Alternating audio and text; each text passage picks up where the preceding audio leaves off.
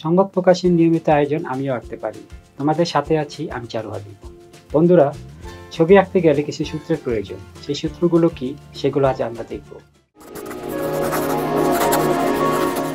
সূত্রগুলো হচ্ছে, প্রথমে আমাদের জানতে হবে সরল রেখা, বক্ররেখা, ত্রিভুজ, চতুর্ভুজ এবং বৃত্ত। তো এগুলো দেখতে কেমন সেটা আঁকি। তো দেখো সেগুলো কেমন। যেমন এক, সরল রেখা, যেমন একটা সোজা স্ট্রেট টান। বক্ররেখা, ঢেউ ঢেউ, সাপের মতো ঢেউ ঢেউ হবে, সেটাই এরকম করে। আর আঁকার সময় অবশ্যই খেয়াল রাখতে হবে এই ঢেউ ঢেউগুলো যেন সমান্তরাল একটা আরেকটার সাথে মিল থাকে, তাহলে হবে বক্ররেখা।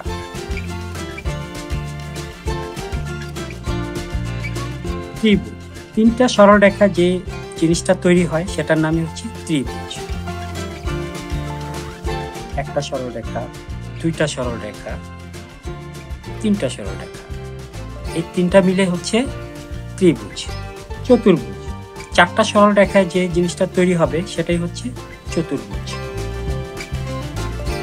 বৃত্ত, গোলাকার যে শূন্যের মতো যেটা, সেটাই হচ্ছে বৃত্ত। গোলাকারটা যেন খুব সুন্দর করে গোলাকারের মতোই হয়, সূর্যের মতো গোল। এগুলোই হচ্ছে আমাদের ছবি আঁকার সূত্র। সরল রেখা, বক্ররেখা, ত্রিভুজ, চতুর্ভুজ, বৃত্ত। সরল রেখা দিয়ে কি আঁকতে পারি? দেখো সরল রেখা কেন আঁকবো, সরল রেখা কেন শিখবো, শেখার প্রয়োজনটা কি? এই দেখো সরল রেখা কেন। সরল রেখা এর জন্য একটা সোজা স্ট্রেট টান আমি বলেছিলাম আগে, যেমন এই যে একটা স্ট্রেট টান দিলাম, আরেকটা স্ট্রেট টান দিলাম, কয়টা হলো? তিনটা। এই তিনটা দিয়ে দেখো কি হয়।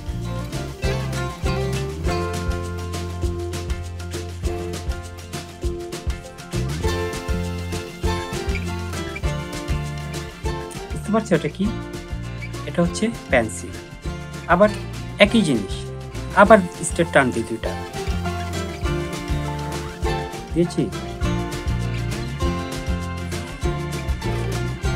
এখানে একটা বৃত্তের মতো গোল দিব, দিয়েছি।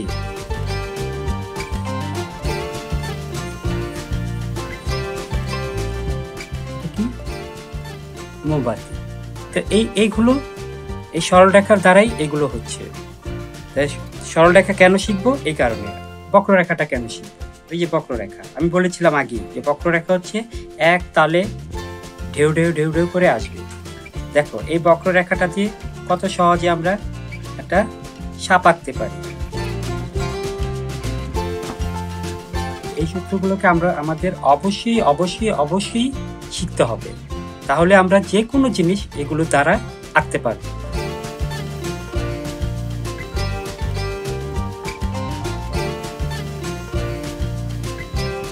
এগুলো কি? টিনের চাল। আমরা টিনের চাল দেখেছি কখনো? ঘরের উপরে যে টিন দেওয়া থাকে, এই যে এইরকমই থাকে। তো এই জিনিসগুলোকে আমাদের জানতে হবে, এগুলো দিয়ে আমরা অনেক কিছু আঁকতে পারবো।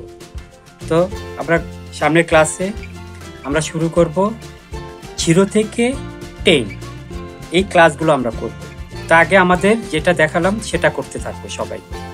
ওকে, তাহলে আজকের জন্য বিদায়। খুদা হাফেজ।